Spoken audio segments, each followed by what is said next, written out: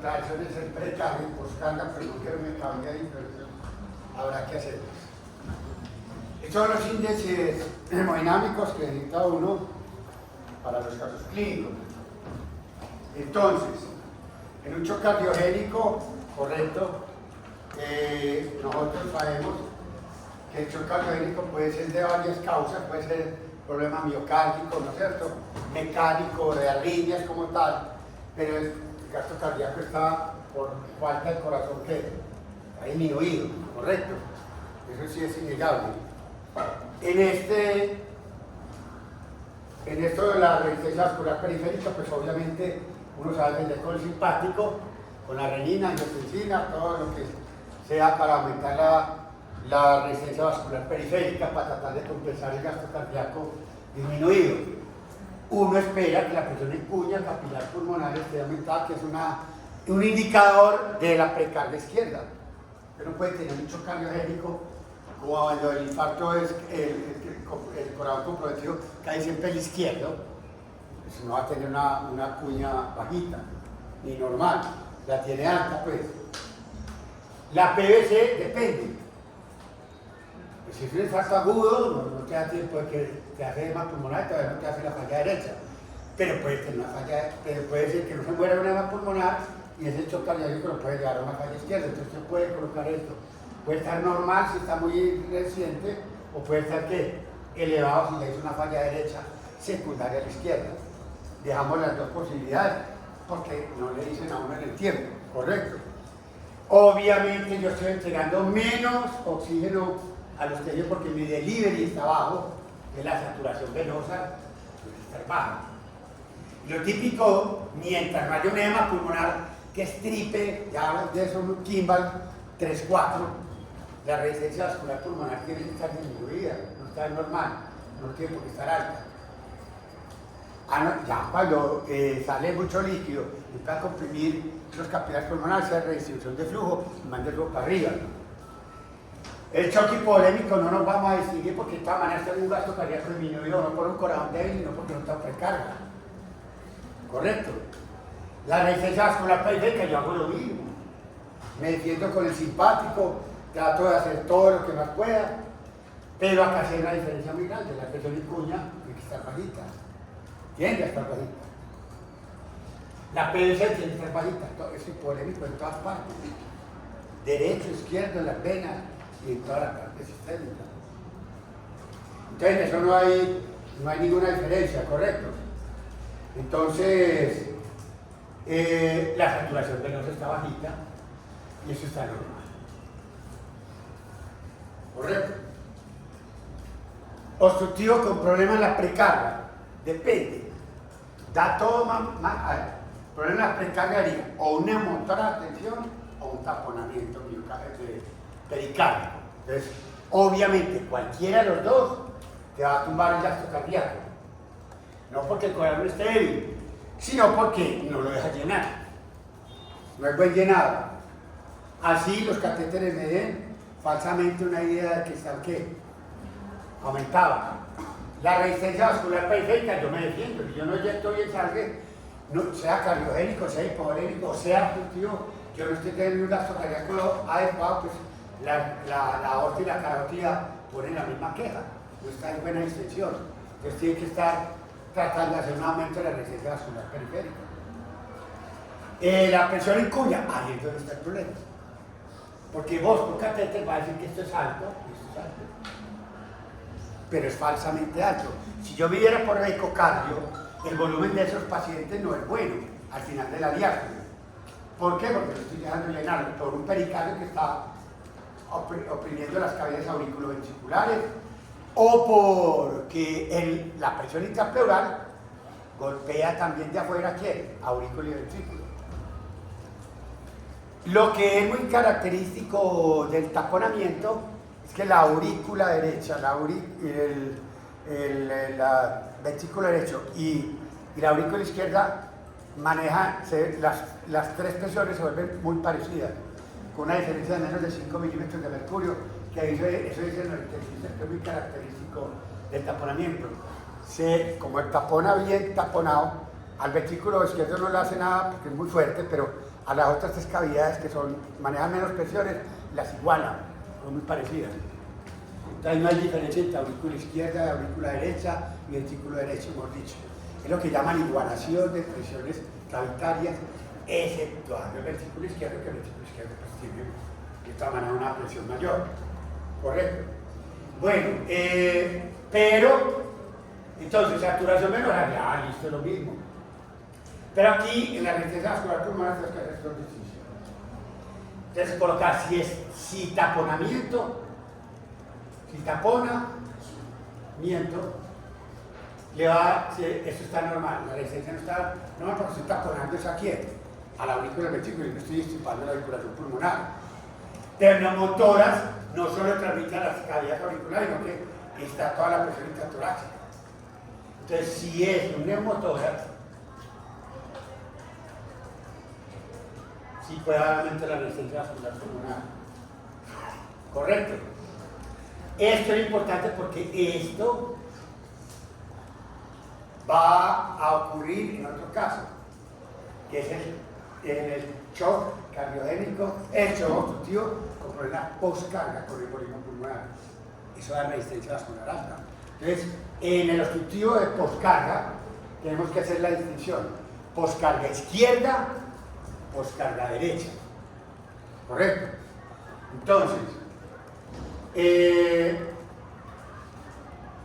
pongamos acá entonces uno, primero coloquemos acá el embolismo. Embolismo pulmonar, postcarga derecha. Y abajo hacemos otro, o ahorita hacemos el otro porque no nos cabe ahí. Primero, un embolismo pulmonar, si para un shock, pues es un embolismo bien grandecito, 40-50% de la circulación pulmonar, que no puede entrar sangre bien porque está taponada. Obviamente, el corazón derecho entra en falla porque el corazón derecho, si es agudo, si es una cosa crónica, no, pues si es agudo, si es agudo, el corazón derecho no tiene tiempo para hipertrofiarse. Y como es tan débil y tan delgado, falla. Entonces lo que va a encontrar usted en un embolismo pulmonar normalmente va a ser que la presión venosa central, que es la del derecho, va a demostrar signos de falla. Va a estar ¿qué? Aumentada. ¿Cómo va a estar entonces la precarga izquierda? La precarga izquierda pues depende del grado del embolismo. Si el embolismo no es muy grande, pues le puede llegar la precarga todavía normal. Pero si el embolismo es muy grande, lo que le llega de precarga al izquierdo va a estar ¿qué? Disminuido. Porque no le deja pasar buena cantidad de sangre. Entonces póngalo dependiendo, normal o disminuido dependiendo del grado del embolismo. Pues ya si es un embolismo muy severo, no le va a dar una buena precarga izquierda. Y el cuadro izquierdo va a inyectar ¿qué? Menos sangre de lo normal. Entonces yo diría pues que si es pacho, pues yo diría que vamos a dar este disminuido para que le quede la idea clara de que no le está dejando llegar buena precarga al izquierdo. Y eso manifiesta que usted un gasto cardíaco ¿qué?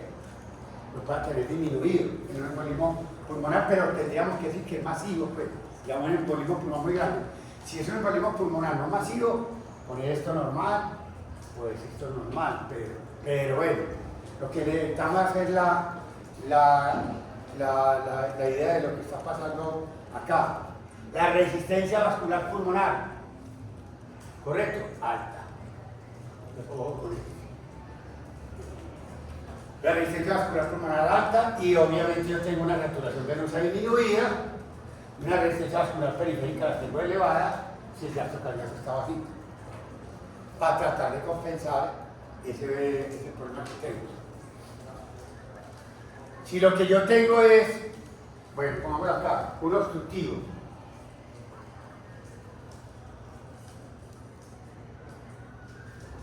con poscarga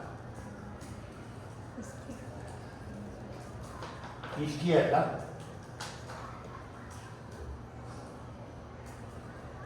estamos hablando de un aneurisma disecante de la aorta, correcto, un aneurisma disecante de la aorta. Si un aneurisma disecante de la aorta ya, por ejemplo en este momento, se rompe o se rompe, es un choque hemorrágico, Pero ¿qué es lo que está haciendo eso, en el efecto de todo eso? ¿Qué es lo que está aumentando la poscarga izquierda? Porque es una aorta muy rígida y con sangre infiltrando la capa media de la aorta. Entonces obviamente el gasto cardíaco acá puede estar disminuido en caso de que falle el izquierdo, ¿correcto? La resistencia vascular periférica bastante alta. La resistencia vascular pulmonar no se debe afectar acá, ¿correcto? Normal, coloquemos este. Yo puedo tener, si no tengo un buen gasto cardíaco, obviamente mi saturación venosa va a estar bajita. Y la presión en cuña puede estar alta si ya falló a la izquierda. Si no ha fallado, pues lo tendrá todavía normal. Pero estará enfrentado a una poscarga que elevada. Este es la poscarga elevada, como en el embolismo. Usted está con una poscarga elevada en el embolismo pulmonar que es derecho. Puede tener el corazón derecho, con más seguro es que haya fallado, pero puede que un embolismo no sea tan grande que no haya fallado. Estamos colocando en el caso de shock, ya muy avanzado, para que quede la idea. En los casos que son leves, moderados, usted sabe que eso pues puede encontrar usted variables. Acá, PVC, no hay tiempo todavía de haber llegado al derecho. Bueno, a mí me encanta la otra, se quedó en el lado izquierdo. Mientras llega al derecho, hay hipertensión pulmonar y todo eso, esto coloquémoslo una PVC normal. Y seguimos con este. El shock distributivo tiene un problema. Entonces, parece una hemorragia, pero no hace vasoconstricción. Tiene un gasto cardíaco bajito. Sí. Portátiles. Todos. Se supone. ¿Sí? Vale, gracias. Bueno, entonces, tiene vasodilatación arteriolar. Tiene, correcto, no está resucitado, no tiene líquido que le lleve precarga, ni izquierda ni derecha. No tiene ni precarga izquierda ni derecha. Es un choque hipovolémico, pero sin poder vasoconstreñir. Entonces, la resistencia vascular periférica caída,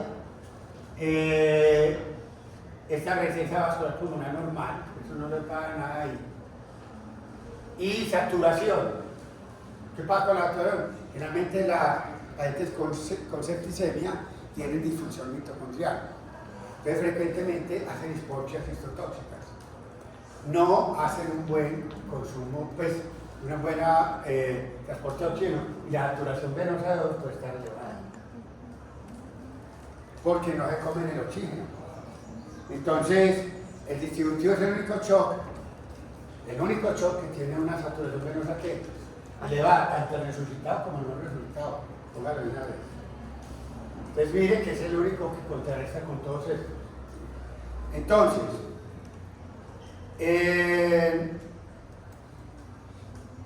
en el caso de que esté caliente, porque usted le dio le llevó la precarga a lo normal al punto de líquido. Entonces, obviamente, tiene un gasto cardíaco elevado, pero sigue con resistencia periférica doblemente caída y por eso la PAM no mejora. ¿Correcto? ¿Qué pasa con eso? Sigue con la PS caída, o normal, pongamos la normal bajita, o normal, porque ya lo resultó. Pero no siempre le llega la precarga a lo normal, pero usted le mete mucho líquido. Pero para que le quede la idea, dígale, lo puso en el límite inferior del normal, en el límite. Le tiene que meter mucho líquido. Y ahí sí le responde con gasto cardíaco elevado.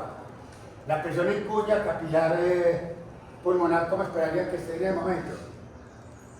Normal o también el límite, lo llevó a lo normal. Y la derecha la llevó, la izquierda también. Y esto, la resistencia vascular pulmonar no tiene alteración pues, franca, pues, porque ahí no hay mucho músculo liso para dilatar la parte pulmonar. Ahora, eso es una guía. No puede tomar uno tan textual todo, pero uno tiene que bregar a juntar todo eso. Mire cómo se sabe uno. Cuando uno vea un caso clínico, lo primero que yo haría, puede sacar el índice cardíaco, las PAM y todo eso. Yo me uso en la resistencia vascular pulmonar y me fijo en la resistencia vascular periférica. Para mí esos son los puntos claves. ¿Por qué? Porque yo me encuentro una resistencia vascular periférica caída, ya sé que estoy en un distributivo. Y descarto todos los otros. Todos los otros no existen. Si la resistencia vascular periférica está normal o aumentada, no es para los otros. Y no existe distributivo. Mire la división tan berraca que hace eso. Y después me voy para los que tienen bajo gasto. Me fijo la resistencia vascular periférica. En todos altos, pero aquí hay unos que no. ¿Correcto? Entonces eso le sirve a usted. Resistencia vascular pulmonar alta, estos dos. Y ahí le ayuda a esas dos resistencias a orientarse a uno pacho. ¿Correcto? Vamos a hacer algunas otras consideraciones. La primera es que en algunas cosas yo había quedado a ustedes de decirle algunas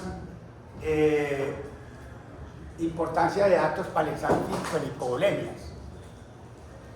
A ver, yo le voy a decir, a ver si me entienden. Hay un paciente enfermo. A usted en esta estadística le dice, este paciente es un enfermo. Y usted le hace una prueba o algo al examen físico para ver si eso le indica que está enfermo, pero está enfermo. Entonces yo le voy a decir, mi paciente tiene hipovolemia, es real. Yo voy a detectar mi hipovolemia con un test que se llama taquicardia en supino. ¿Me entiende lo que le estoy diciendo? Me fijo al examen físico y tiene taquicardia en supino. Me dice, de 100 pacientes enfermos, eso da el 40%. O sea que de 10 pacientes, 4 le salen con taquicardia en supino y 6 no. ¿Por qué? Porque la pérdida de líquido es muy difícil de ver. Se llama sensibilidad de la prueba. De detectar los verdaderos positivos de los enfermos. ¿Cuántos eran enfermos? 100. Detectó 40%. El 60% de esos enfermos son falsos negativos. Están enfermos y no me da el indicativo del examen físico, que es la taquicardia del supino. O sea que la taquicardia del supino es muy fiel para detectar enfermos. No. Ya me perdió. ¿Sabe cuánto? Entonces ya le traigo la estadística para que se suicide. Para que se suicide. Mire. Taquicardia del supino, máximo 42%. De 10 pacientes, 6 no le salen. Y está con hipovolemia. Segundo, hipotensión supina. Ya no coger la taquicardia, la frecuencia, no.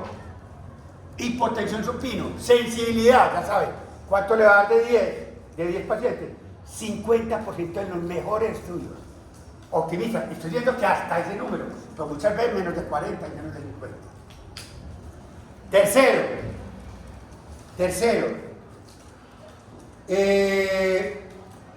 lo que les decía yo, aumento del pulso y de la frecuencia del pulso, más 30 o más latidos por minuto cuando se pone de pie. Si el sangrado es muy severo, más de 600 mililitros, 91 al 100% de los casos. ¿Qué es lo más fiel para detectar hipovolemia? Ya saben. Ya me está entendiendo. Lo que pasa es que como usted no ve en estadística, yo por ahora le doy eso, yo tampoco veo mucho de eso, pero sé qué es sensibilidad y especificidad. Pero entonces lo que quiero que ustedes tengan. El hecho de que el paciente se pare y no sea capaz de quedarse parado y se cae, porque el mareo es tan válido como el pulso, 91 al 100%. No sirve sentar al paciente, cae al 40% de la sensibilidad. O sea que yo pongo el paciente acostado, lo pongo sentado, espero 2 minutos, le tomo el pulso, aumenta más de 30, eso pierde mucha efectividad, porque no le da ya 91 al 100%, sino 40%. O sea que pierde demasiado la prueba. Esta es la mejor de todas. para que usted lea un orgasmo. Hipotensión postural, definida como una disminución en la presión sistólica más de 20 milímetros de mercurio cuando me pongo de pie y tomo la presión a los 2 minutos, después de haber estado activo. Mire, hemorragias de menos de 630 mililitros, máximo 40%. Y en las hemorragias severas no hay ningún estudio en la historia de la medicina que diga cuánto da hipotensión ortostática. No hay estudio, sino en sangrado menos de 630 mililitros. O sea que es bastante diciente. Ahora, uno dice, bueno, hay varias cosas que son importantes. Por ejemplo, el hematocrito. Bueno, primero acabo con los signos físicos, yo le digo otra cosa. Por acá tenía otro.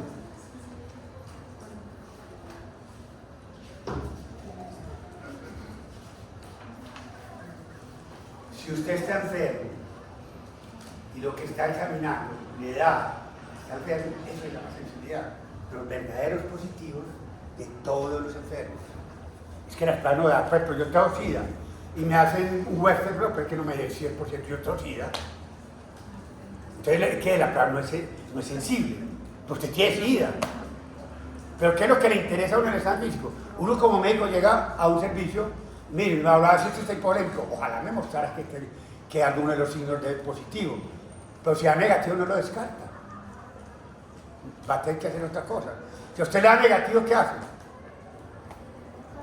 Puede que haya sido un falso negativo, correcto, bueno, entonces mire, fuera de eso fue hecho para gente con sangrado, para pacientes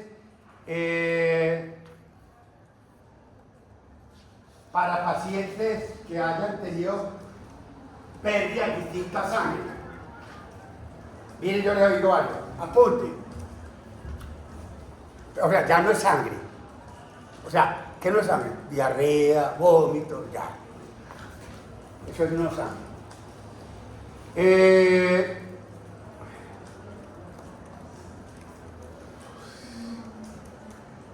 Yo le digo acá. Hipotensión postural, 30%. Digo menos que el sangrado.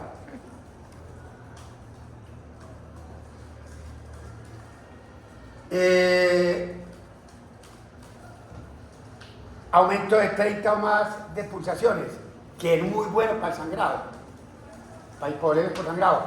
Aquí da 43%. Eso es bastante interesante. Sigo. Axilas secas. Se quedan las axilas. 50%. De cada 10 pacientes, 5 le mostrarán que sí y 5 que no. Así que usted iba. Y está hipólisis. ¿Y está entendiendo que es una sensibilidad?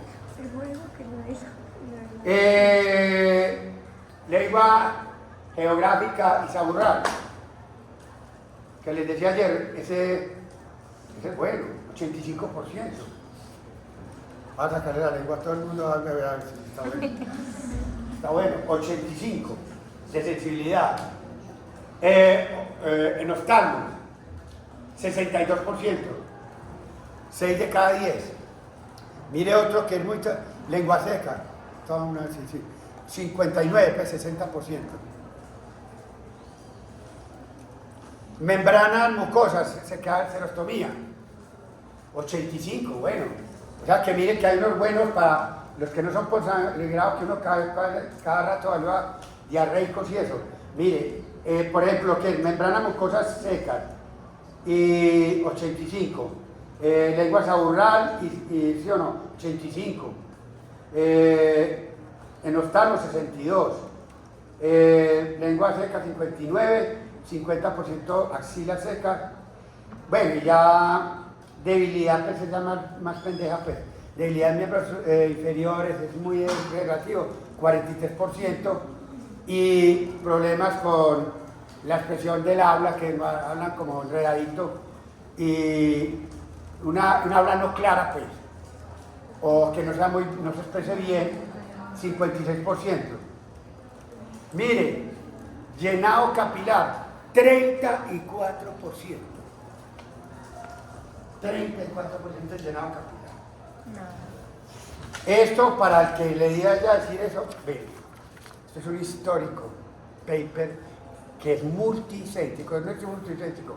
Multicéntrico es que usted coge y revisa los últimos 30 años todo lo que haya en la literatura mundial de revistas de calidad, pero nada de cromos ni nada de eso.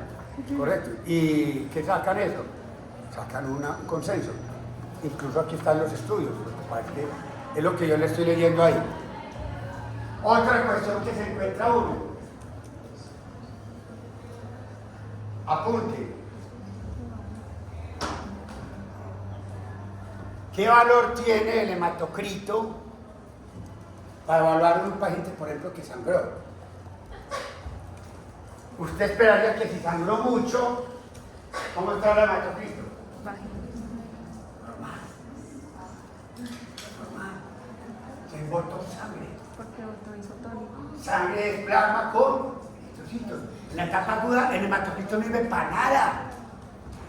No sirve para nada.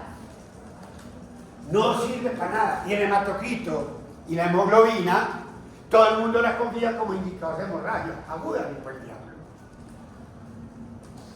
Y el problema es que la autotransfusión que uno hace, que uno cierra el simpático, las arteriolas y se chupa el intestino, eso empieza a las 30 minutos y a la hora. Y eso sí logra chupar de 600 mililitros, pero ¿en cuánto tiempo? Si vos estás en urgencia ya, ve a hacer el hematocrito para ver cómo está sangrando. Dios, ¿para qué? Eso no se hace. Eso no es indicador. Bueno, es más, el hematocrito y la hemoglobina es más un reflejo de lo que uno empieza a resucitar con líquidos. Porque uno empieza, a ver, pero está muy chocado, meterle una solución de harina. Y ahí empezará a hilo y vos crees que es por la hemorragia. No es la hemorragia, es que vos lo estás resucitando. Entonces muchas veces la gente se va perdiendo mentalmente. Sí, yo estoy revisando al paciente y no me doy cuenta, le estoy tomando yo el hematocrito, pero porque se está mejorando de la bulimia. Y yo estoy interpretando que se está sangrando mucho. No. Además, después ya a la hora empieza a empezar a llamar uno a que la doctora empiece a resolver sodio y agua y a uno a resolver agua a nivel renal y eso, con sodio y agua van a ir diluyendo el plasma. Pero eso no es que esté sangrando. Se está diciendo que la testosterona y la angiotensina me están defendiendo y el simpático me están aumentando la resolución renal de sodio y agua. Es lógico que el hematocrito se me disminuya. Pero no indica que yo estoy sangrando activamente. ¿Correcto? Bueno. Pero el hematocrito es sobrevalorado. Para una hemorragia es sobrevalorado. La otra cuestión es,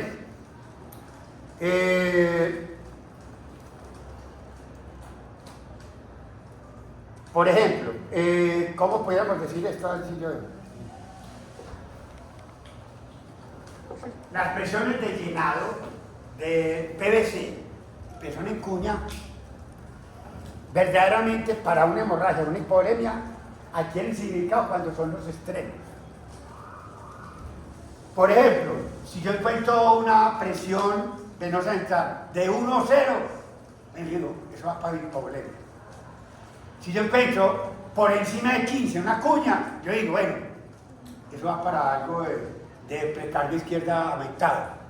Pero esos valores intermedios son muy difíciles de interpretar si no los coges con todo el paciente. Esa cateterización es muy difícil. ¿Por qué? Porque hay varios problemas. Los pacientes que tienen hemorragia o que tienen hipovolemia frecuentemente tienen por el simpático, descarga simpática, tienen un aumento de una disminución de la capacitancia de los ventrículos derecho e izquierdo. Entonces, frecuentemente se van volviendo como tiesos. Entonces, aumentan el verdadero valor de la precarga. Como inflaman isquémicos, mejor dicho. Entonces, hay mucha gente que no confía demasiado en eso. La otra que es muy discutida es, pues no sé la razón bien de una de ellas, es que para resucitar a los pacientes del problema de la hipovolemia o la hemorragia, le hacían el Trendelenburg, posición de Trendelenburg. Hay gente que ha criticado mucho eso. Eso es elevar la pelvis por encima del plano horizontal en la posición supino, y fue introducido en el siglo XIX como un método para facilitar la exposición quirúrgica de los órganos pélvicos. El originador de eso se llamaba Trendelenburg y era un especialista en fístulas vesico-vaginales. Y por lo que ha visto. Después, en la Primera Guerra Mundial, un idiota le dio por coger eso y decir, la cabeza está abajo, la pelvis que dice, eso es retornar más sangre del corazón. Y empezó a utilizar la cuestión del Trendelenburg, no para fístulas vesico-vaginales de la guerra y no para los sangrados. Entonces él propuso que es una medida anti-shock en la Primera Guerra Mundial, presumiblemente porque es que ellos aumentaban el entorno venoso enviando sangre de las piernas hacia el corazón. La maniobra, lastimosamente, sigue siendo plenamente popular en el 2021 y la evidencia es nula. Voy al estudio. Los efectos hemodinámicos de la posición de Trendelenburg, piernas elevadas y cabeza debajo del plano horizontal, fue estudiado por gente en un estudio muy famoso en el que llevaba a cabo en pacientes posoperatorios en los cuales se le introdujo catéter de Swan-Ganz pulmonar y los que tenían una evidencia por Swan-Ganz de hipovolemia severa, unas presiones en cuña bajitas e hipotensos. Y se empezaron a tomar medidas en posición supino y luego se repetían después de que el paciente se colocaba en la posición de piernas elevadas 45 grados por encima del horizontal y cabeza 15 grados por debajo del horizontal. Eso fue el trabajo que hicieron. Cogieron un montón de pacientes así. Les comparaban el supino contra estos que estaban acá. Bueno. ¿Qué encontraron? Que en la posición supina en la prueba de Trendelenburg encontraron dos hallazgos muy particulares. Primero, un aumento en la presión arterial media, presión en cuña y en la resistencia vascular periférica.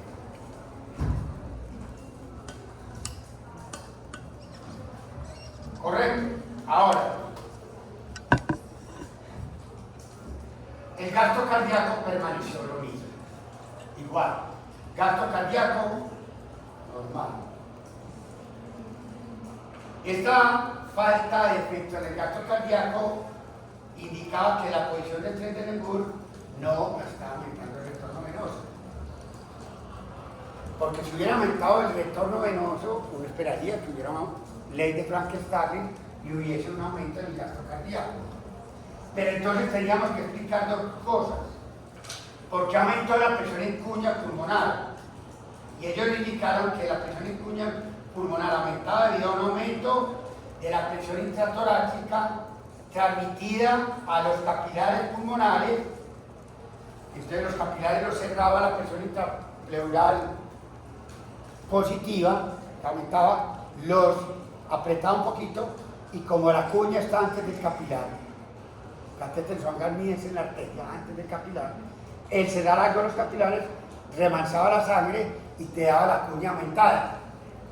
¿Y por qué aumentaba la cuña? Porque así mandaba el diafragma para arriba y el diafragma se desplazaba para arriba, aumentaba la presión intratorácica.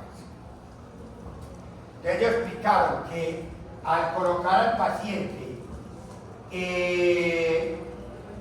en la posición inclinada, transmitía un aumento de la presión a los capilares pulmonares por desplazamiento del diafragma durante la inclinación. Y el aumento de la presión que encontraron en la arteria media ya lo explicaron por aumento de la resistencia vascular periférica. No sé, no pude encontrar porque ellos dicen, pero la razón de por qué estaba aumentada la resistencia vascular periférica en ellos. No lo dicen textual. Pero dicen que lo que aumentó la resistencia vascular periférica explicaba el aumento de la presión arterial media. Y no había aumento del gasto cardíaco.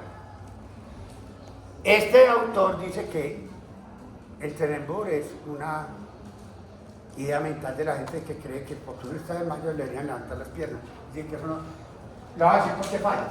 ¿Vale? La teoría no está venteada. Lo va a decir. Escriba, ¿por qué la posición de Trendelenburg no pudiera funcionar? Si ustedes se acuerdan en fisiología, ¿se acuerdan cuando normalmente las venas estaban, que eran al principio muy distensibles, y solo cuando aumentaba la presión a 10 milímetros de mercurio se volvían esféricas? Y ahí cualquier aumento del volumen en las venas aumentaba la presión. Entonces miren lo que dicen ellos. Ellos dicen que la posición de Trendelenburg es un fracaso porque el sistema venoso es un sistema de alta capacitancia diseñado para absorber la presión y actuar como un reservorio de volumen a las presiones normales. Cuando se aplica presión a una vena, la presión es disipada a medida que la vena se extiende y va aumentando su capacidad de acumular volumen. La distensibilidad de las venas va a limitar el aumento de la presión y por eso no aumentar la precarga, porque no aumentó la presión venosa periférica, no que aumentar la distensión. Y él dijo, ahora sí, si usted me llena una vena y me la extiende, si usted hace Trendelenburg, le creo. Porque ahí sí, ya la vena está con buena cantidad de líquido, ya se extendió, y lo que va a hacer usted es desplazar sangre. El sistema venoso es más lógico de transmitir presión cuando las venas ya están sobrecargadas. Y cuando están sobrecargadas ya son menos distensibles. Ahí sí, si yo hago una maniobra que trata de aumentar la presión venosa, le da un retorno. Dejo eso de inquietud. Porque a uno le enseñan y no se hace. Se cayó alguien y dice, no, que levante las piernas. Y es muy difícil quitar eso, pero no importa. Ahí le dejo la duda. Lo otro. Sí está sobrecargado. No hay, pues o sea, yo no sé, usted ve con quién, con Claudia o con Clara, lo de líquidos, resucitación con coloides y cristaloides. ¿No han visto eso? No. ¿Y cuándo la van a ver? Claro, no ven, eso no es lo que pH. Los pH ven eso, yo sé porque yo soy más de los Porque yo soy una simple mortal. A ver, hay tres maneras de resucitar: sangre, total, glóbulos rojos empacados, que no meterle plano y los glóbulos rojos empacados, coloides y cristaloides. Cristaloides son el Harman, la solución salina, isotónica, pero el celuloide. ¿Qué problema tiene eso? Que la solución salina isotónica es para resucitar el intestino. No es muy bueno, pues, mucho mejor que la destroza para el plasma. Pero a ver, una cuarta parte de un litro de salina va para el plasma. Entonces yo sangré 1 litro. ¿Cuánto tengo que dar? 4. 4 litros para reemplazar 1 de sangre. Sí, porque es Es un cuarto, 250. 250 un litro, 250 otro litro, 250 otro litro, 250 otro litro, le metí 4 litros y el intestino está aquí hinchado. El intestino ganó 750 por 4. Entonces, si uno quiere recuperar intestino, de salino o Harman. Pero sin embargo, a pesar de la crítica, de que uno tiene que dar 3 veces más en salir que los coloides. Los coloides son albúmina o cosas muy grandes que yo me diseño de estranes de alto peso molecular para que no se escapen por el endotelio. Coloide se llama en química a la solución en que uno es tan grande el soluto que se ve macros, lo ve uno a la vista casi que entonces los coloides, la idea de los coloides era que mientras yo doy 1 litro de coloide, el 80% me queda en el plasma, en el vaso intravascular.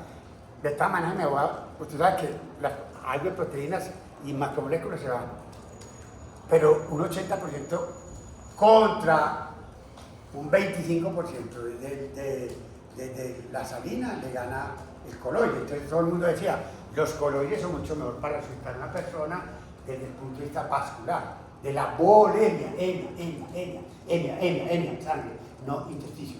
El intersticio se llama emia. Volemia.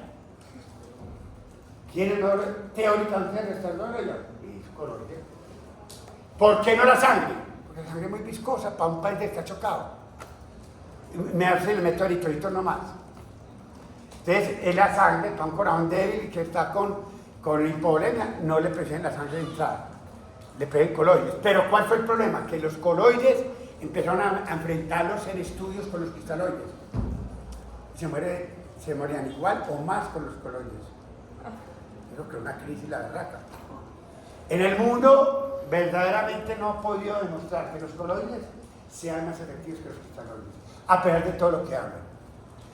¿Por qué? Porque hay un montón de cosas que son particulares. Primero, hay muchos pacientes que está ya muy chocado y está empezando a hacer vasodilatación, algo de irreversibilidad. O usted tiene una septicemia y tiene un aumento de la permeabilidad. Entonces un coloide donde hay un aumento de la permeabilidad y el coeficiente de reflexión se baja, se escapa la proteína o se pasa el coloide para el intesticio, hace edema por aumento de la permeabilidad. Entonces las críticas, lastimosamente es muy poquita parte del mundo y con muy poca, y con indicadores muy claros, para quemados por ejemplo, sí, en lo que el coloide se prefiere. Hay todo el mundo resucita con cristaloides. Además, porque no es por gustos, porque no han demostrado los coloides claramente que superen los cristaloides, así tenga teóricas ventajas. Así usted diga, se queda más en el plasma, así lo que sea. Dice la literatura que no hay demostración de la inminente ventaja de uno sobre otro. Por eso, resucita con cristaloides. No hay problema. La otra cuestión es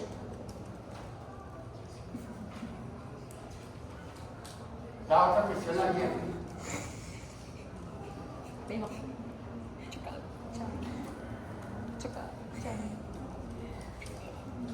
Nosotros colocamos los índices que debíamos buscar de resucitación en los países con choque. Personas tan media tanto y eso. No.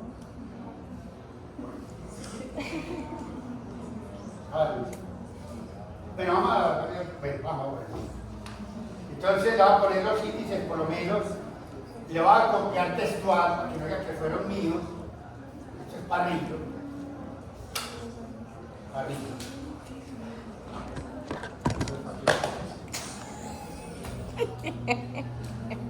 Karma.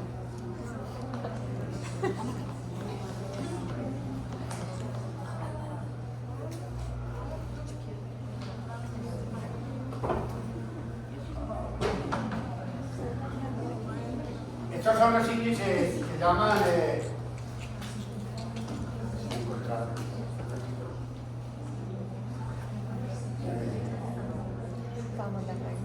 los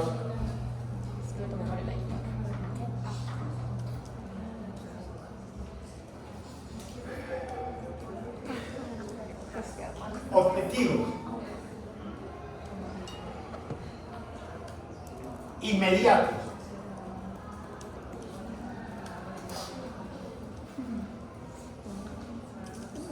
para generalmente todos los tipos de shock. ¿Ves? Es una guía que trata de coger a todos los tipos de shock.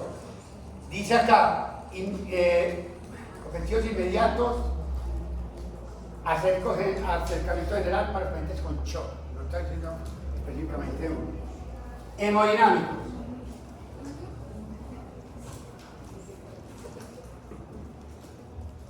PAM, presión arterial media, que sea mayor de 60 a 65 milímetros de mercurio.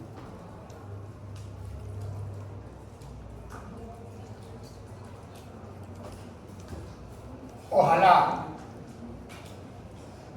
más que eso, si es coronario, para que le haga una buena perfusión a las coronarias. Pues si tiene una historia de enfermedad isquémica coronaria, ojalá te pasas de 65. ¿Correcto? O sea que para los que no son coronarios, yo llevar la presión arterial media, que es un índice muy grave. Una PAM a 60-65, estoy bien, porque ya estoy por lo menos logrando el límite ahí. PVC. Recuerden que la PVC es de 0 a 6 milímetros de mercurio. Acá lo que queremos hacer es tener una buena precarga. 8 a 12 milímetros de mercurio. Obviamente que eso es más grande que la PVC normal. Pero que como yo tengo un paciente chocado, yo lo que necesito es, si le falta líquidos, pues dame líquidos para que me deje responder con eso. Para tener una buena precarga. Y de presión en cuña,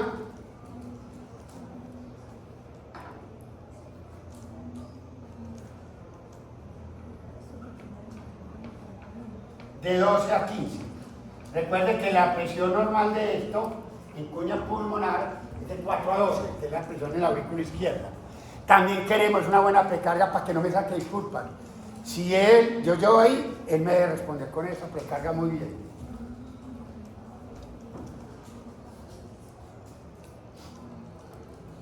Índice cardíaco, que es el gasto cardíaco por metro cuadrado de superficie corporal, que acuérdense que es de 2,5 a 4, por lo menos llevarlo a más de 2,1, ponen acá, litros por minuto por 1 metro cuadrado. Esto no nos imaginamos. Voy a ponerle los otros y vamos hablando.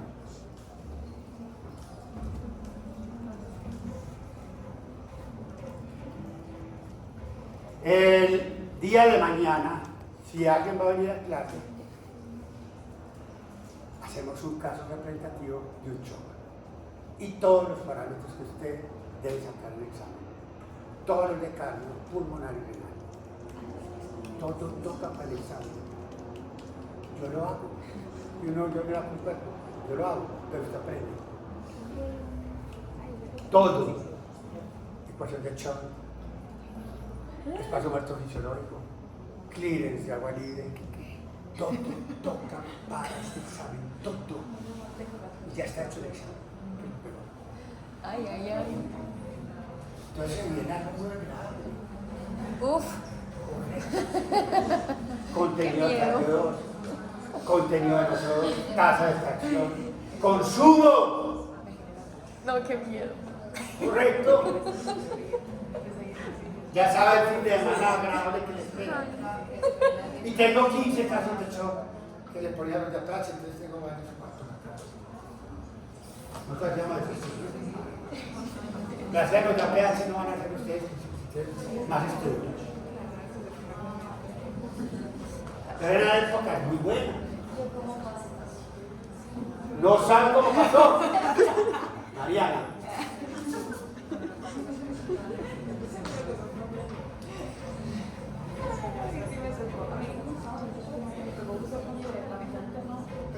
Bueno, usted ya sabe que para mañana espera eso. Ya he calculado ahora. Listo. Ah, igual para el parcial. Necesitamos la calidad. Entonces el examen es una mezcla de un caso clínico con varias preguntas y el resto teórico. Ni tiene 40. 30 o 40, no importa. Porque hay un caso clínico de varios. Por ejemplo, de un cauqueco acá hay 15 preguntas prácticas. Para otros 15 de estética por ahí. De teoría, ¿listo? Listo. Excelente. Ay, no. Ay, no, mi dislexia, Dios mío. ¿Sí o no? No le dé crisis, esa hora con mucha emoción. Seguimos, sí, a ver, entonces. Esto es uno mejorar la hemodinámica de intersticios. Ven, esto es lo que yo uso todo para el chocado. Optimizarlo hemodinámicamente es esto. Volver a PAM esto, volver a PS esto, mira. Esto es precarga, esto te está diciendo si está aceptando o no. Para esta precarga. Bueno, si usted ya tiene esta precarga bien buena y este índice está bajito, yo digo, el problema no es que no esté precargado bien, el problema es que es débil el corazón, yo le meto glutamina. Pues ya lo tengo bien precargado. Yo esperaría que el índice esté por lo menos por encima de 2. Lo mínimo, pues. Y si no lo encuentro, usted no dice, es que para esto algo le pasa. Correcto, pero no es precarga. Y no es precarga, es que no tiene un corazón débil, neotrópico. Tiene un infarto, quién sabe qué, no me he dado cuenta que. Vamos para los índices de optimización, pero de delivery. Yo no. No hay que decir, ya no. Delivery con Y al final. Bueno. Delivery 2. Integrados para que diga que yo estoy promoviendo el inglés, no me manden al curso. Correcto. Entonces, listo. Este que es una pecueca, pero no importa, pongamos. Hemoglobina. Mayor de 9 gramos por decilitro. Pero mayor de 7 gramos por decilitro, dice acá. Si está en el post-shock, o sea, inmediatamente post-shock, ¿cómo coloco el post-shock? Si acaba usted de ir, ya, yo le dejo 7. Ya más tiempito hospitalizado, por lo menos tirar a 9. De 9 para abajo ya no, lo transfundo. Además que eso no es buen indicativo. Aquí hay otra crítica que ya le voy a decir. Bueno, porque la hemoglobina no es un buen indicativo de cuánto sangre yo. Pero ¿sabe quién está diciendo? ¿Quién le va a decir a usted si usted está entregando bien o no con la hemoglobina? La saturación venosa. Entonces, para mí, la saturación venosa de 2 es la clave de yo tengo que transfundir o no. La saturación venosa escriba de una persona en reposo normal es 70-75%. Si yo estoy jodido y ya quiero saber que me estoy entregando bien, acuérdense esto. Esta gráfica es hermosa, pero hermosa no tampoco mucho. Pues. Sí. Delivery de 2, consumo de 2, saturación venosa acá, 75. Saturación máxima que puede usted sacarle a un corazón, a una persona es 50%. La hemoglobina no se desatura más del 50%. Jamás. Pero como usted no estudió tercero bien, ¿por qué entonces tengo tanta hemoglobina con oxígeno? ¿Por qué? No, ese no fue buen estudiante. Hallar el CO2. Usted tiene 120 litros de CO2. Tiene 1,5 litros de todo oxígeno en todo el cuerpo. Tiene 120 veces más CO2. ¿Cómo lo va a llevar? ¿Cómo lo va a llevar? Lo lleva de 3 formas. Forma de bicarbonato. 2, carbamina hemoglobina.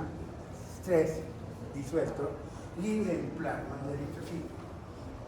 Se dice que la hemoglobina lleva y desperdicia el 50% del oxígeno, no por el que ella no quisiera haberlo dado, sino porque tiene que tener un sitio para pegar.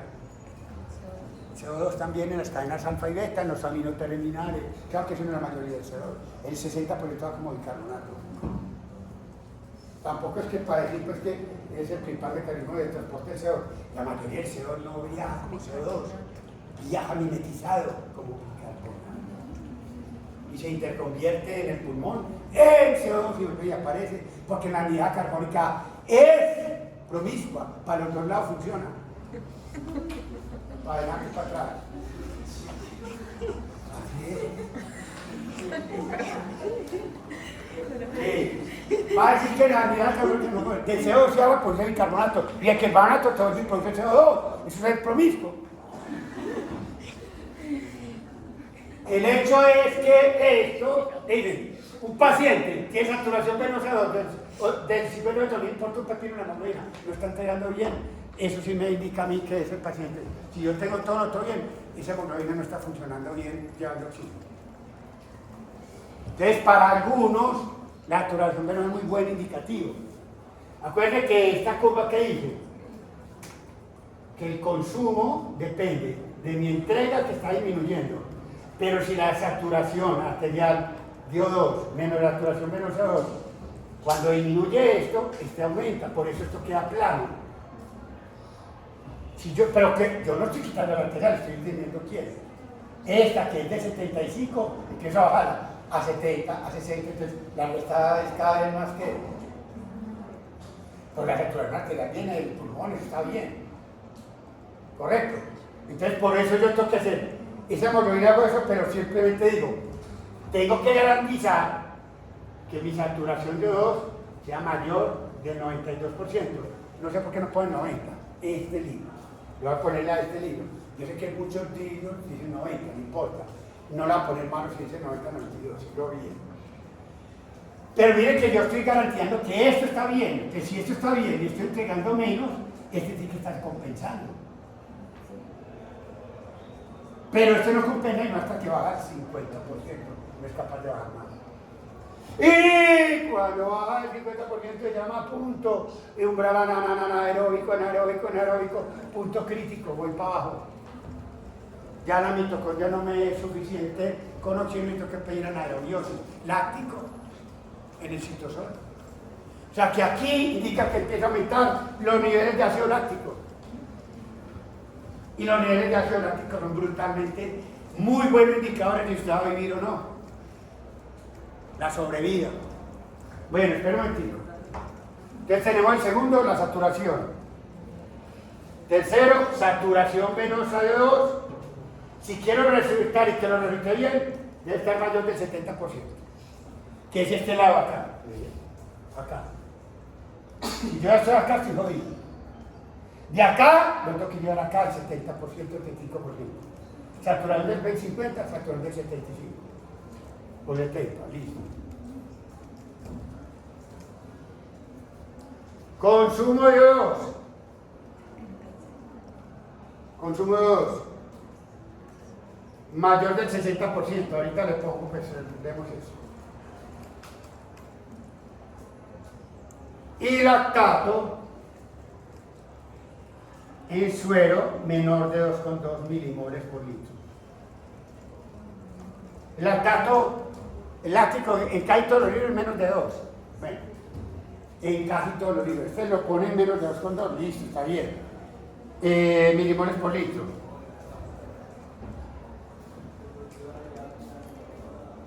Disfunción sistémica de órganos, sistémica. Por ejemplo, encefalopatía que la revierte, encefalopatía revertida. ¿Qué quiere decir? Que el paciente empieza a estar consciente, no hablar bobadas, empieza ya a ser coherente y a mantener, no en un estado de estupor ni letargia, sino que tiene conciencia conservada a toda hora y empieza a hablar cosas coherentes. Y un signo de que sistémicamente está mejorando es una eliminación urinaria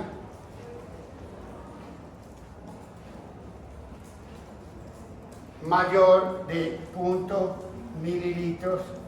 5 mililitros por kilo de peso por hora.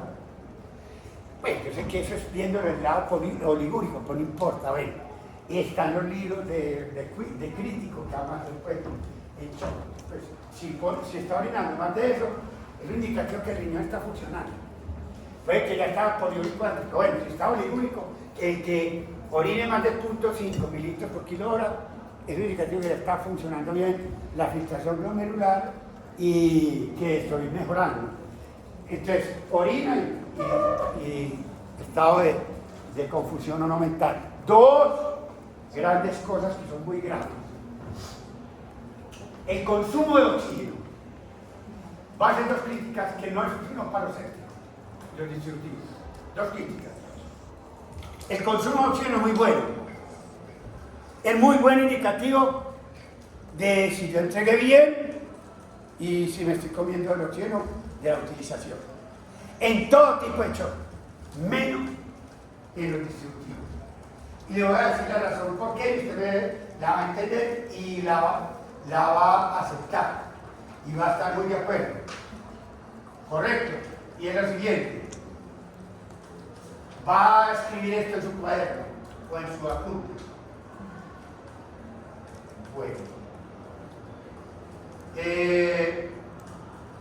En pacientes con sepsis severa o reacción inflamatoria sistémica severa, el consumo de oxígeno no es un reflejo real de que yo esté haciendo un buen metabolismo aeróbico con la mitocondria. Ya lo voy a explicar.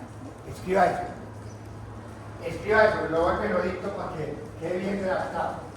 Ahí, pacientes con sepsis severa, yo diría con distributivo severo, porque pues, inflamación yo puedo tener también por una cobrada de una abeja, y eso es una anafilaxia, y eso es shock también distributivo. Entonces, pacientes con severa sepsis o condiciones inflamatorias sistémicas severas. En la medición del consumo de oxígeno no es un buen reflejo verdadero del metabolismo aeróbico. El metabolismo aeróbico llevado por las mitocondrias con ese oxígeno. O sea que, ¿qué pasa entonces en la sepsis severa y en los casos inflamatorios severos? Usted mide el consumo, le da por 500 y no era 500, esos 500 no eran solo de la mitocondria. Póngale que 250 fueran de la mitocondria y hay otro efecto no mitocondrial que te está aumentando el consumo de oxígeno. Escríbalo. En inflamación en la sepsis quemada, explosión oxidativa. Bus oxidativo de los leucocitos, por Dios. Tienen NADPH oxidasa, producen inmundamente radicales ¿qué? Libres. Y esos radicales libres, ¿qué es lo que comen? ¿Derivados de qué? Del magnesio. Así, radicales libres derivados del magnesio. Anión superóxido, el magnesio. Y oniroxilo y peróxido de hidrógeno. De que no tiene oxígeno ahí. Ya entendió. ¿Ya entendió? Se comen el oxígeno y producen anión superóxido, se comen el oxígeno y producen ¿qué? Peróxido de hidrógeno y producen hidroxilo. ¿Y dónde quedó el oxígeno? Se acabó. Yo estoy diciendo que es que la mitocondria me está haciendo mucho ATP. ¡Falso! Estoy sobrevalorando una mitocondria en septicemia o en anafilaxia cuando verdaderamente no está haciendo todo lo que está haciendo. Con eso. Por lo tanto, el consumo de oxígeno en septicemia, el consumo de oxígeno, el elevado consumo de oxígeno frecuentemente observado en pacientes con septicemia y estado inflamatorio no representa el verdadero metabolismo de la mitocondria, lo que refleja el consumo de oxígeno adicional por los fagocitos activados, los leucocitos. Más claro. O sea que sobrevaloro. Digo más de lo que es. Yo todo feliz porque está consumiendo oxígeno y entonces la mitocondria está defendiendo. No, señor. Consumo de oxígeno está bajito, pero está sobrevalorado. Yo no lo estoy viendo. Entonces, el consumo de oxígeno en sepsis no es una buena guía en sepsis. En nosotros, sí, claro. Segunda crítica y punto fundamental. Láctico. Vamos a hablar de los niveles de lactato. Vean, en los pacientes posoperatorios de los cirujanos cogieron pacientes chocados con aneurisma de aorta, llaves del berraco. En el postoperatorio inmediato, el mejor indicador de que están hipovolémicos es el consumo de oxígeno, pues que no eran sépticos. Correcto, entonces el VO2 es lo que más fácilmente se altera. El parámetro inmediato mejor en hipovolemia. Pues todo lo que no sea sepsis, el VO2 es lo mejor, de lo más rápido que le afecta. En segundo término, pero demorándose horitas, es el lactato. Y el más malo de todos es el índice cardíaco, que es muy grande. El índice cardíaco a veces ni se afecta casi, queda en el rango normal.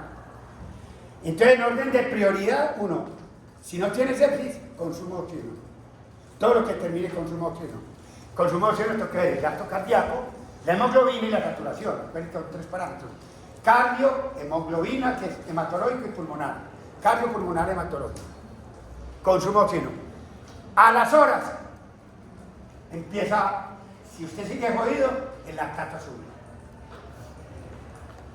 Y el lactato es brutalmente bueno para pronosticar quién se va a morir. Lactato por encima de 4, échese la bendición. O sea que de 2 a 4 usted tiene cómo trabajar. Lactato que es menor de 2. Lactato de 2 a 4, malucongo, pero bueno, le puedo hacer. Por encima de 4 empieza la mortalidad brutalmente a aumentar.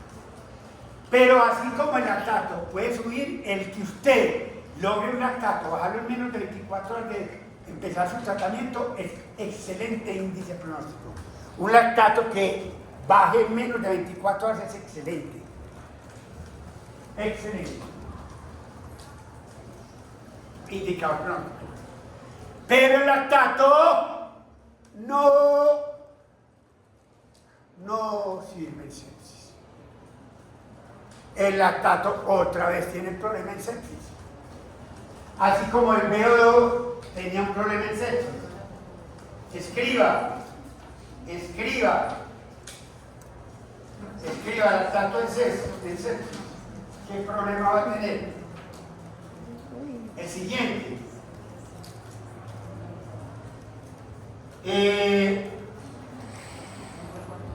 Desafortunadamente, entonces, la acumulación de lactato en sangre no es específico de todos los tipos de shock y que siempre indique shock.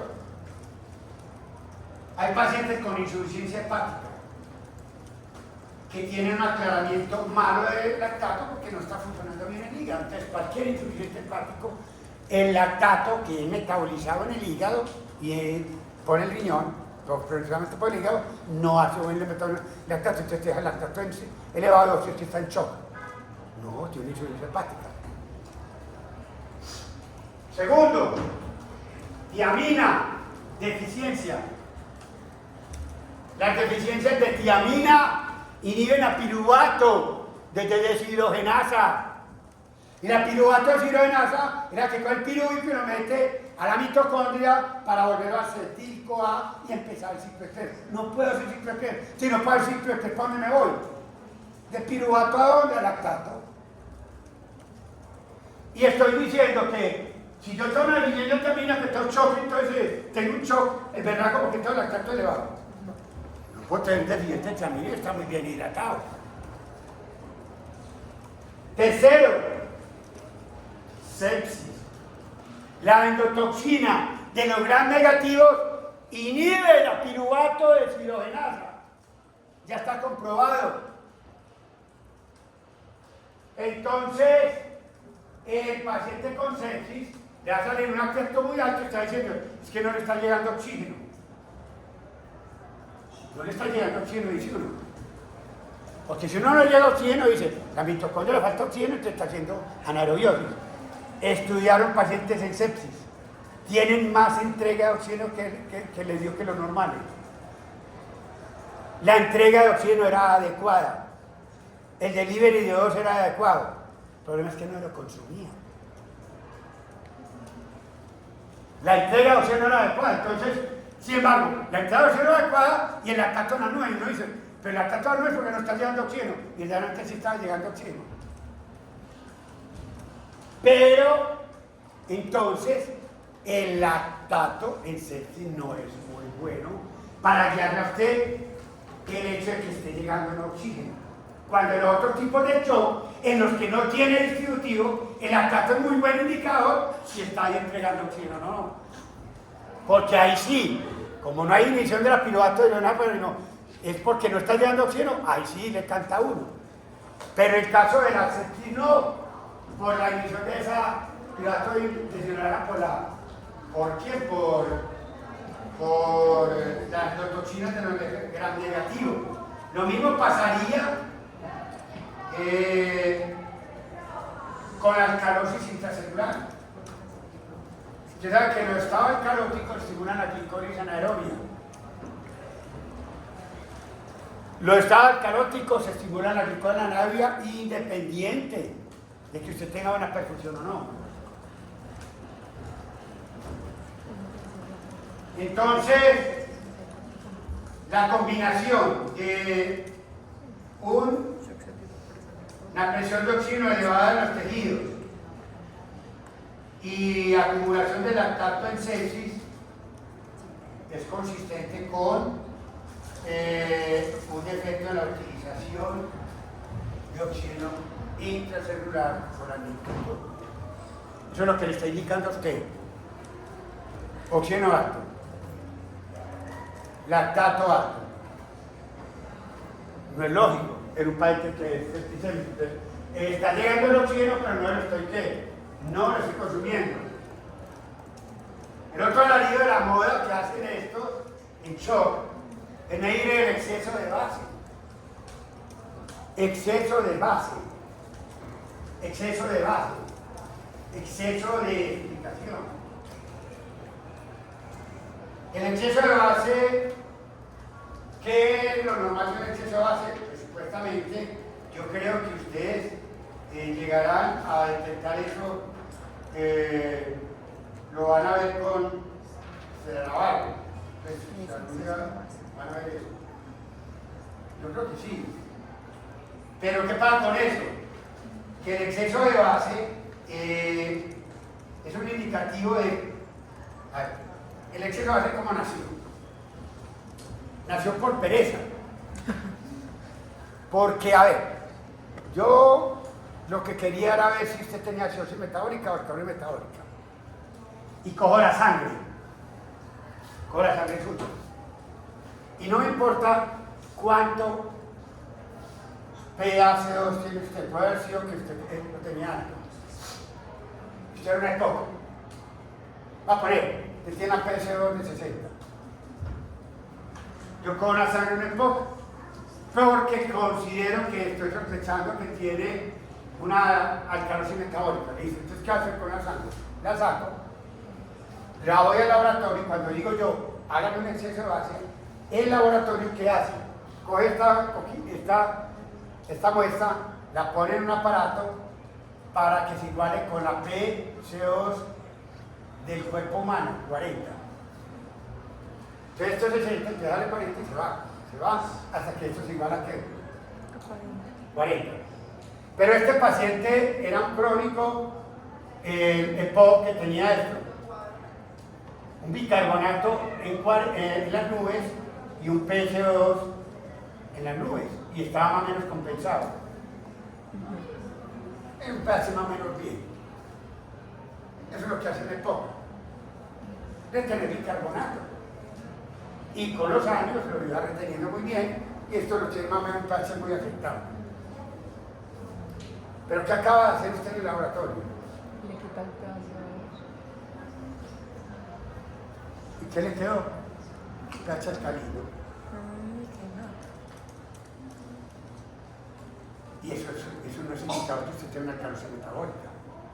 Esa alcalosis metabólica es iatrogénica, porque yo la produje, no porque la tenía. Es más, yo tenía una cirrosis respiratoria crónica compensada. Entonces, ¿qué es lo que pasa?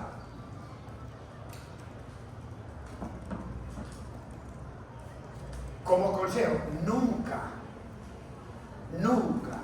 pedir un exceso de base en un problema respiratorio, ni ansiedad respiratoria, ni esclerosis respiratoria, porque si estaba bajito el CO2, lo tuve que subir falsamente. Si estaba alto, lo tuve que bajar falsamente. Me queda el bicarbonato mandando. El exceso de base solo se utiliza en casos de acidosis metabólica o alcalosis metabólica pura, en que no hay problema respiratorio. En que no hay problema respiratorio, y ahí sí. Por ejemplo, tengo una diarrea y boté bicarbonato con una marrana. Listo. Entonces, esto es acidosis metabólica. ¿Sabes qué es hacer el exceso de base? ¿Cuántos OHs más tengo que agregar a mi sangre para el pH de 7,1 subirlo a 7,4? Entonces tuve que meterle 50, no sé cuántos bicarbonatos. ¿Cómo reportó eso? Exceso de base, ¿qué? Negativo. Porque le tuve que meter base para... Si tuve que meter bicarbonato para averiguar el pH normal porque estaba base. Entonces el exceso de base no existía, era negativo. Era -2, -3, -4. Voy para el otro lado, vomito. Tengo alcalosis metabólica. Cojo la muestra de sangre suya. 7,50. ¿Cuántos H más tengo que agregar a la sangre para llevar el pH de lo que está normal a 7,4? ¿Qué tuve que agregar? H más. H más. ¿Exceso de base qué? Positivo. Positivo. Pregunta esa. El exceso de base normal es de -2 a +2. 0 más -2. El exceso de base normal es de 0 más -2. 0 más -2.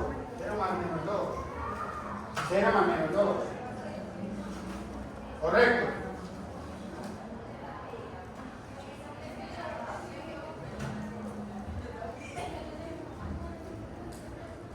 Dos cosas finales. Voy a hacer el resumen para que no vaya a carrera. Estados edematosos. Mañana hablo un poquito antes de empezar el capítulo de las cosas, pero dos cosas. Fisiopatología del edema. Los cirróticos y los nefróticos.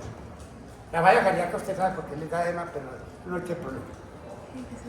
Pero en los cirróticos ya está demostrado. Ojo, antes de eso se creía que empezaban a enfermar sobrellenados con volemia arterial efectiva elevada.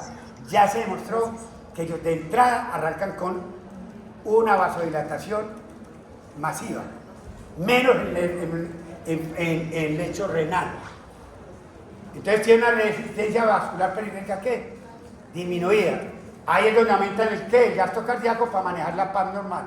Si el cirrótico no ha hecho ascitis, compensa inicialmente y se desaparecen las hormonas retenedoras de sodio y agua. O sea que si su paz se quedó normal, es porque el cirrótico apenas está arrancando. Esto, la resistencia vascular periférica arrancó inicialmente con aldosterona y todo eso. Esto retuvo el sodio y agua, aumentó el gasto cardíaco a lo normal y después tira esta resistencia a lo normal. Quedó normal. Esa es la luna de miel del cirrótico, pero está en underfeeding. Él arrancó con una resistencia bajita. Él hecho esplante. ¿Qué hizo después? Aumentó el gasto cardíaco, reteniendo sodio y agua para decir bajaba esto a lo normal y llegó a la PAM supuestamente normal. Pero como él sigue enfrentado a su cirrosis y se sigue progresando, ya lo que tuvo desde luna de miel de retención de sodio y agua con el simpático que eso no le da para retornar a esta caída tan marcada ya de la resistencia vascular periférica hacia el riñón este vasoconstrictivo.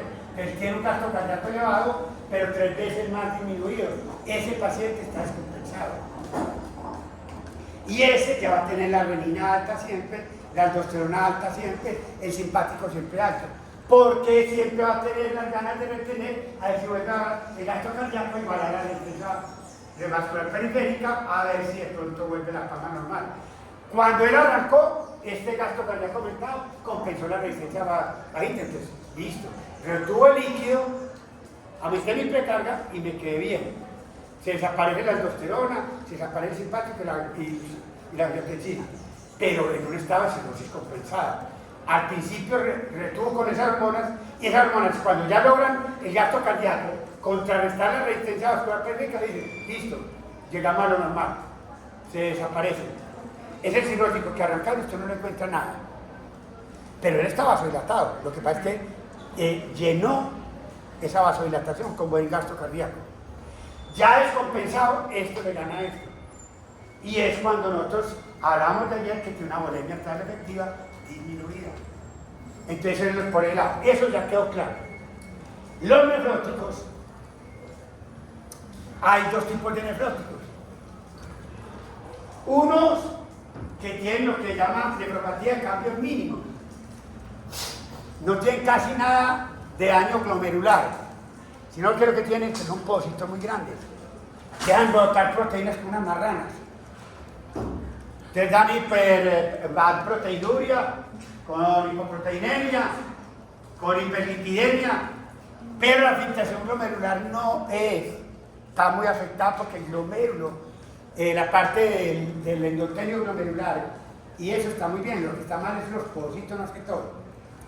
En los pacientes se han comprobado que son con volemia arterial efectiva disminuida.